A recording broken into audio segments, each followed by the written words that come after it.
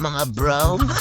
Ren Sabando, excited na nga ba bumalik sa Gilas under Coach Steve Cone? Pinilit nga lang ba maglaro sa EASL Final Four sa Cebu para sa Pinoy fans? Samantala, Ginebra at San Miguel Beermen, papasukin na nga ba ang East Asia Super League? Naghahakot nga lang ba ng fans para sumikat ang liga o mas mabuti to para mas lumakas ang mga PBA teams? Kung ayan ang lahat ng yan sa video natin ngayong araw. Pero, baka naman pwede kang mag-subscribe sa aking channel na medyo malamya. Pero sa umpisa lang yan at babawi sa dulo. Makikita nga kaya natin si Ren Sabando sa papalapit na Olympic qualifying games sa July. Ito nga mga tanong ng Gilas fans, babalik nga ba ang 6'2 high flying guard ng Pinas sa papalapit na OQT kontra yan sa Latvia at Georgia? Ito nga ay matapos masilayang si Ren Sabando sa Final Four ng ESAL sa Cebu. Ayon sa 6'2 Pinoy Gilas guard, bakit naman hindi, as long as na healthy daw siya ay willing pa rin siya na maglaro para sa Gilas at sa bayan.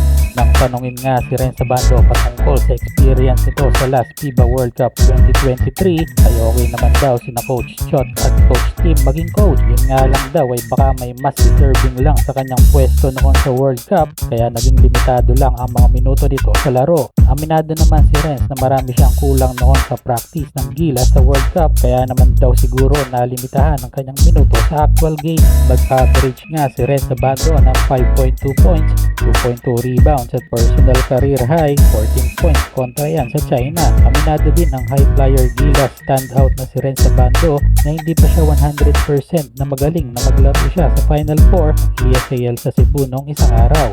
Naiuwi nga ng ball club ni Abando na anyang Red Booster ang bronze medal matapos ang thrilling game kontra yan sa New Taipei Kings na ginanap sa Cebu. Naging late spark nga ang kababayan nating si Ren Sabando sa laro para talunin ang Kings 78-76. Bagamat naglaro nga si Abando sa EASL ay hindi pa rin daw siya sigurado kung kailan siya makakabalik sa kanyang ball club sa Korea na anyang Red Booster dahil nga iniinda pa rin daw niya hanggang ngayon ang kanyang injury na natamo niya last December sa KBL. Ayon sa interview kay Renz, hirap pa rin siya makapokus sa game kontra sa Seoul SK Knights dahil kumikirot pa rin umano ang kanyang likod at kahit naka-line up siya sa game ay hindi pa rin daw niya kakayanin. Tatalo nga ang team ni Ren Sabando sa Seoul SK Knights 94-79 kung saan nagtala lamang si Ren Sabando ng 11 points sa loob yan ng 21 minutes na paglalaro. Balik Korea naman si Ren Sabando at kanyang team na anyang Red Booster sa Korea para sa remainder ng kampanya nila sa KBL ngayong season. Samantala, Ginebra at SMB balak pumasok sa East Asia Super League next season.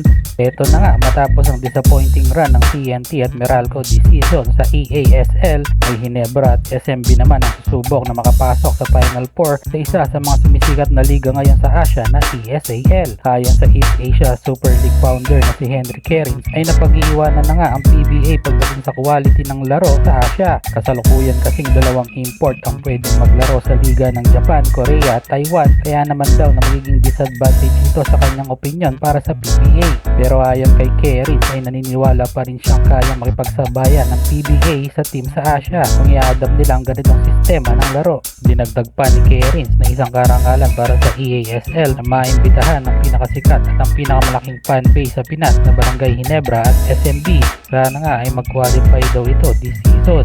Naghahakot nga lang ba ng fans para sumikat ang liga o mabuti ito para lalong lumakas ang mga PBA team?